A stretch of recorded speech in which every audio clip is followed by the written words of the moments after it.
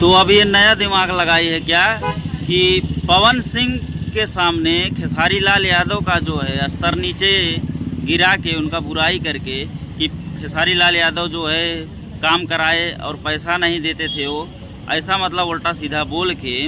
अब वो पवन सिंह को अपने तरफ खींचने का कोशिश की है। लेकिन हुआ क्या, पवन सिंह गाने में उनको एक गाने में चांस देने के लिए भरी हुए स्टेज पे जो है बात बोल दिए और 2 ही 3 दिन के बाद उनका वीडियो भी शूट हो जाता है। जब ये पवन सिंह के फैन को पता चलता है तो पवन सिंह के फैन भाई साहब इस टाइम पे मतलब पवन सिंह को क्या क्या बोल रहे हैं, क्या क्या नहीं बोल रहे हैं, आप खुद देख लीजिए यूट्यूब पे चारों तरफ। और तो